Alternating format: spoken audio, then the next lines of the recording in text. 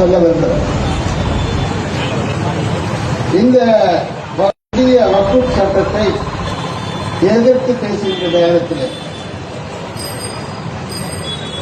அதனுடைய நியாயத்தை எடுத்துக் கொள்கின்ற நேரத்தில் கேரள மாநிலத்தினுடைய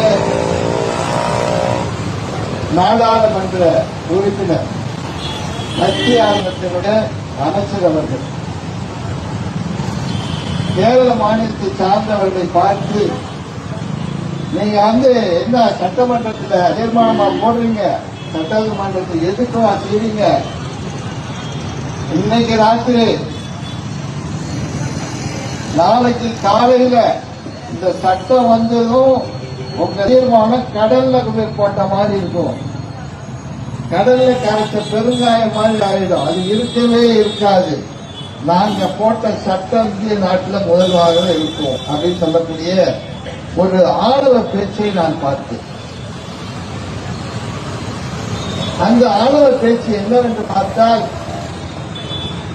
எப்படியும் இந்த இஸ்லாமிய சகோதரர்களை அடக்கி விடுவோம், மடக்கி விடுவோம், அவருடைய உரிமைகளை எல்லாம் எடுத்து விடுவோம் என்று சொல்லக்கூடிய ஆணவ பேச்சாகத்தான் நான் பார்க்கின்றேன். அது மட்டுமல்ல, அனுபவ வழி சொந்தங்கள் என்று சொல்லக்கூடிய அந்த இஸ்லாமிய சகோதரருடைய வக்ஃப் வாரியத்துடைய சொத்துக்களுக்கெல்லாம் புதிதாக கணக்கெடுக்க வேண்டும்.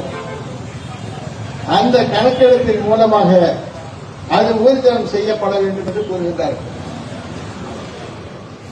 வழி வழியாக வந்து சொத்து நாம் சொல்லுவோம், எங்க பாட்டன் சம்பாதிச்ச சொத்தியா, என் முப்பாட்டன் சம்பாதிச்ச சொத்து அப்படின்னு நம்ம சொல்லுவோம். அப்படி பார்த்தால் அந்த வழிமுறை சொத்துக்கள் என்று சொல்லக்கூடிய அந்த வக்ஃப் வாரியத்தினுடைய சொத்துக்களை எல்லாம் இன்றைய தினம் அதற்கு உண்டான ஆதாரத்தை கொள்வார்கள் என்று சொல்லக்கூடிய நிலைப்பாட்டை கொண்டு வந்திருக்கின்றார்கள். இல்லை என்று சொன்னால் அது அரசாங்கம் எடுத்துக்கொள்ளும், இது அரசாங்கத்தினுடைய சொத்து என்று சொல்கின்றார்கள். எல்லாவற்றுக்கும் மேலாக வக்ஃப் வாரியத்திலே இருக்கக்கூடிய அத்தனை சொத்துக்களும் தேசத்திற்கு சொந்தம் என்று சொல்லக்கூடிய நிலையில் இருக்கின்றார்கள். ஆனால் அந்த வக்ஃப் வாரியத்தில் இருக்கக்கூடிய சொத்துக்கள் எல்லாம்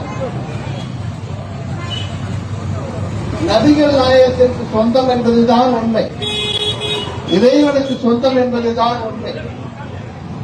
இதற்கு முன்பாக இருக்கக்கூடிய இஸ்லாமிய அந்த வக்ஃப் சட்டத்தின் மூலமாக பார்த்தால் அந்த சொத்துக்களை யாரும் விற்கவும் வாங்கவும் முடியாது.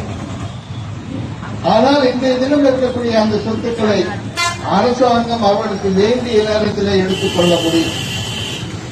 அதே நேரத்தில் அரசாங்கம் நினைத்தால் அதை விற்று காசாக்கி தன்னுடைய பயன்பாட்டுக்கு கொண்டு வர முடியும்.